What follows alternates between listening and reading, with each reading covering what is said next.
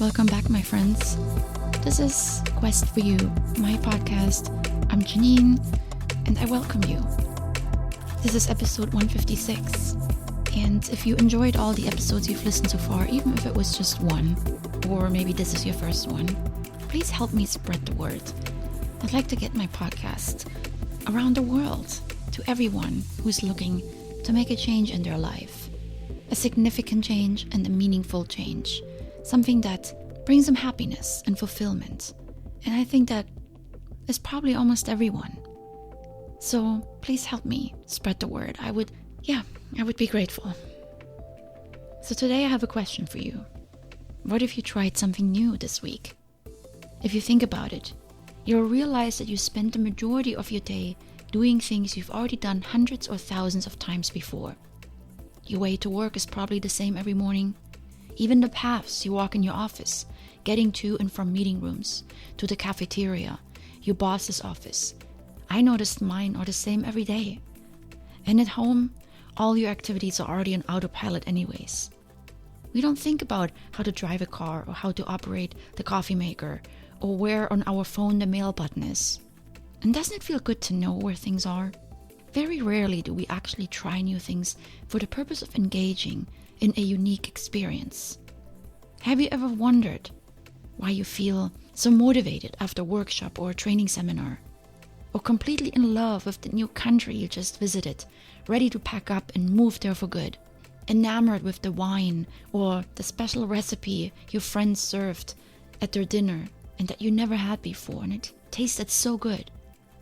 Or the new app your friend showed you that can track all your calories and would help you on your weight loss goals. This is our brain, which reacts favorably to novelty by releasing dopamine, which makes us want to go exploring in search of a reward. When we seek out new experiences, our brain creates new connections between neurons. And this in turn has shown to improve memory, which is a great anti-aging strategy if you ask me. All in all, this is amazing news. Our brain loves new things, and it changes structure along the way. Therefore, we actually like challenges, solving problems, and then reaping the rewards. Video game designers realized this long time ago, so they design games that keep a player poised on the knife's edge of conquering new challenges, neither too easy or too hard, but just enough to keep the gamers engaged for hours. As long as we constantly feel challenged, but never overwhelmed, we will keep coming back for more.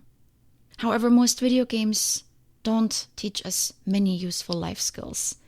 So learning a more lasting new skill or simply experimenting with something new can equally harness the brain's joy of learning new things. And at the same time, leave you with something of permanent value in a way that neither drugs nor video games ever could. So why do we so often shirk new ways of doing things? I think the older we get, the more we have mastered the ropes of life. When we're young, there's still so much to figure out, to learn and to experience. Novel experiences are the norm. There's school, then college, then intro to the work environment, the first apartment, the first partner, the first trip to another country, our first oyster, so many firsts. But as we get older, we have experienced most things already. Even when something new hits us, we can usually pull from similar past experiences and apply the same strategy. So the older we get, there is less to look forward to. We also get comfortable. We finally figured life out and now we just want to enjoy it. We have the basic knowledge that gets us through our days. So we let our routines and habits take over and we make little effort to challenge ourselves. We enjoy life, and learning something new is just a bit of a disruption. It requires effort to shake things up. So what if we made a point to do exactly that? Reinvigorate your life through the frequent introduction of something unfamiliar. A new route to work. A stop at a beautiful spot on the way home from time to time. A new food you haven't tried. A new experience. Any new experience that challenges your mind and your body. So I went skiing last weekend. I love skiing, but every year I have to make an effort to set time aside to go skiing.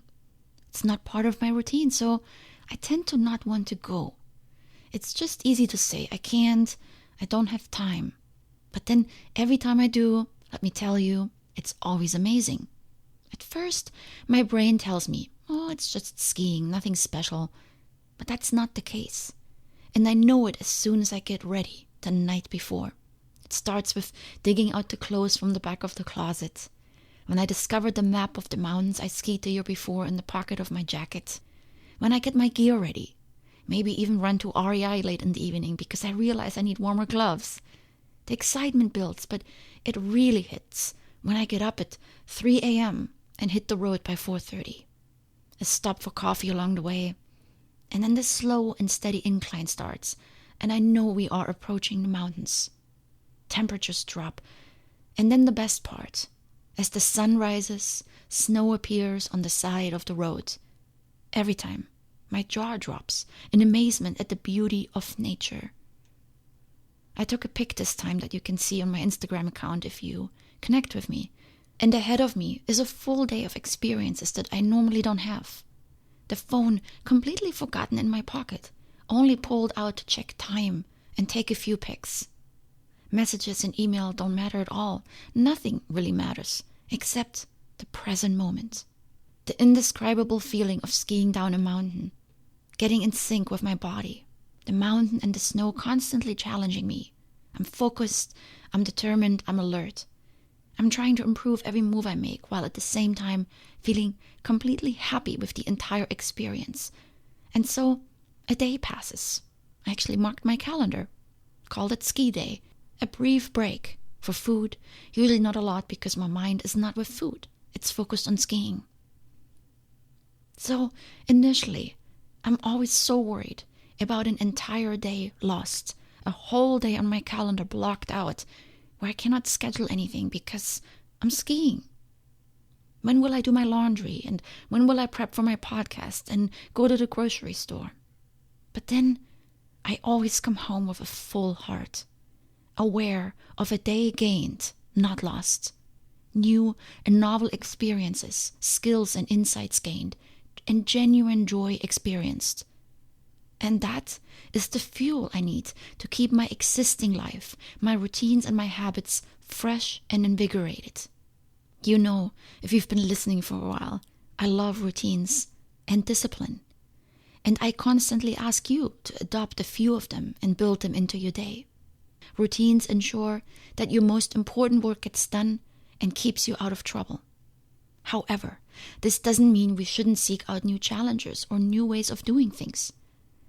I consistently tweak my existing routines. I always look for better ways, more efficient ways of organizing my very limited time. We don't grow if we take the same action we've always taken. Growth comes from challenging ourselves, even those aspects of our life that seem to be working fine. So we don't need to wait for things to fall apart in order to make a change. Whether it's adopting new attitude or a new way of thinking, or literally taking new action. Newness brings beneficial change. These days that I always consider lost before I go are actually days of replenishment. They double my output when I get back to my routine. They spark new ideas I didn't have before. Believe it or not, I actually thought of bringing my laptop and working on the car right up there. But then my friend who drove, her family bailed out, so it was just the two of us. And I thought that probably wouldn't be appropriate if I sit there and work. But even the car ride, which I also considered lost time, and which had nothing to do with the actual skiing, was invigorating. We never have the chance to spend so much time together on regular weekends. So it was also good for our friendship. So I encourage you, keep a spirit of constant self-challenge. It refreshes your brain. It keeps you humble. It opens you up to new ideas that very well may be better than the ones you currently hold dear. And this ultimately will bring positive change into your life. You can try 3 different approaches to do this. Use them all, depending on the situation.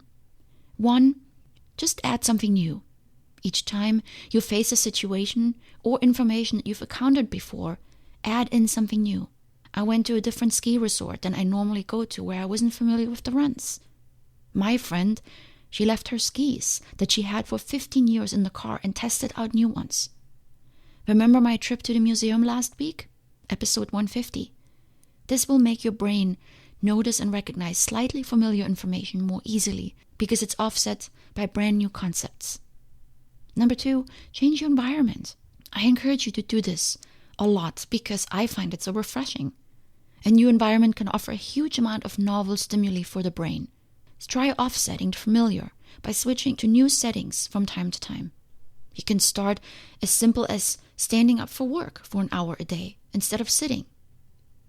I sometimes use different restrooms in my office building just so I can walk a longer way and see people I don't normally come across in my area. Or switch up your coffee shop where you like to go and try a new one, even if it requires a longer walk or drive, just to feel the vibe. And lastly, learn after doing something new. Notice my excitement about my ski trip, or your motivation after that workshop or overseas trip. Your brain is in growing mode. It was just challenged and stimulated, so this is a great time to keep going before you fall back into the same old non-challenging routines. Take advantage of this boost by setting aside time to learn and continue your quest for new experiences. Your brain will be more open to making new connections during and right after a time of new experiences, so you might as well take advantage of it. I always have new ideas when I take time away from my regular routine. The challenge is, I don't always act on them. This step is an important one for me.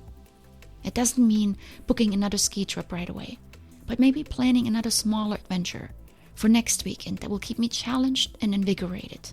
Remember, it's not about ditching the things you already love doing or that keep you in line with your goals. It's about challenging your beliefs and experimenting with new methods. And it's simply about opening yourself up to more of life. This, I believe, contributes to our happiness more than clinging to the things we already know. It's a little flutter in our heart that when we don't know the direction, or we don't understand the language, or we speak to a new person, that brings greater joy than knowing the outcome ahead of time. Trying new things, then, is more than just invigorating your life. It grows you and improves your life. And who would want to miss out on that? So I hope this episode served as a gentle reminder, which we all need from time to time, myself included, that it not only feels good to do something new and different, but it actually is good.